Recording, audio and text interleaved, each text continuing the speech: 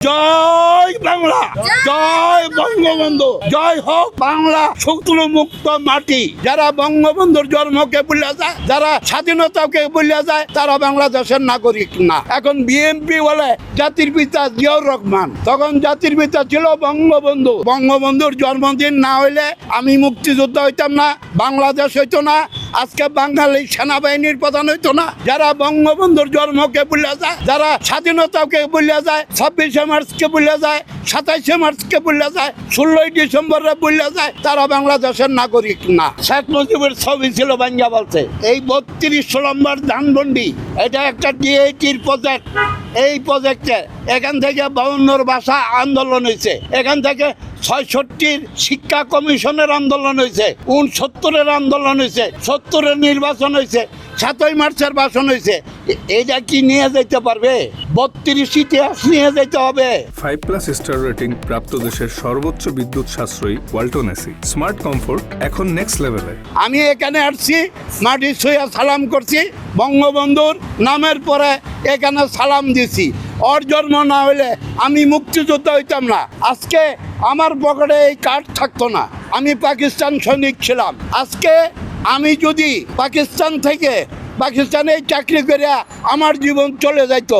Major Zia চিটাগাঙ্গের কালুকের বেতার থেকে বঙ্গবন্ধুর পক্ষে একটা ঘোষণা দিয়েছিল, I am major Zia, only hub of great leader Sheikh Mujibur Rahman. তার পক্ষে আমি স্বাধীনতা ঘোষণা করতেছি। এখন বিএনপি বলে জাতির পিতা জিয়াউর রহমান, তখন জাতির পিতা ছিল বঙ্গবন্ধু। কিছুদিন পরে হতো মেজর হাফিজ বীর বিক্রম বলছে বঙ্গবন্ধুর পক্ষে জিয়াউর রহমান ঘোষণা দিচ্ছে। কর্নেল অলি আহমদ বীর বিক্রম সেও বলছে বঙ্গবন্ধুর পক্ষে জিয়াউর রহমান ঘোষণা দিচ্ছে। যারা এই দেশে 7ই মার্চ মানে না, 17ই মার্চ মানে না, 16ই ডিসেম্বর মানে না, 26শে মার্চের স্বাধীনতা দিবস মানে না, তারা বাংলাদেশের নাগরিক না।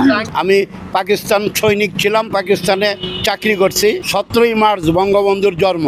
বঙ্গবন্ধুর জন্ম না হইলে এই বাংলাদেশ হইতো না, এই দেশ স্বাধীন হইতো না। পাকিস্তানি সৈনিকরা এই পূর্ব পাকিস্তানের সকল জায়গায় ছিল। থানার ওসি পর্যন্ত পাকিস্তানি ছিল, এসপি, ডিসি, সচিব টচিব সব পাকিস্তানি ছিল। বঙ্গবন্ধু 23 বছরের ভিতরে এবার এই যে 14 বছর বঙ্গবন্ধু জেল খাটছে পূর্ব পাকিস্তানের জেলখানায়।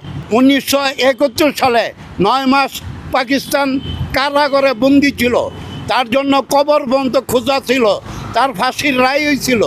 বাঙালিরা এই দেশ যুদ্ধ না করিয়া স্বাধীন না করলে বঙ্গবন্ধু পাকিস্তানে ফাঁসি দিত, এমনকি বঙ্গবন্ধুরে মারিয়া বলতো। এই 17ই মার্চ ঐতিহাসিক দিন। বঙ্গবন্ধুর জন্ম হয়েছিল টঙ্গিপাড়াতে।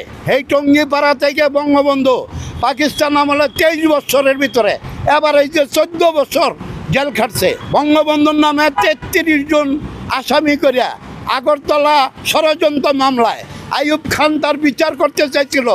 এই ঢাকা কোর্টে আগরতলা ষড়যন্ত্রের মামলায় বঙ্গবন্ধু করে কারাগারে রাখছিল। এর ভিতরে অনেকেই ছিল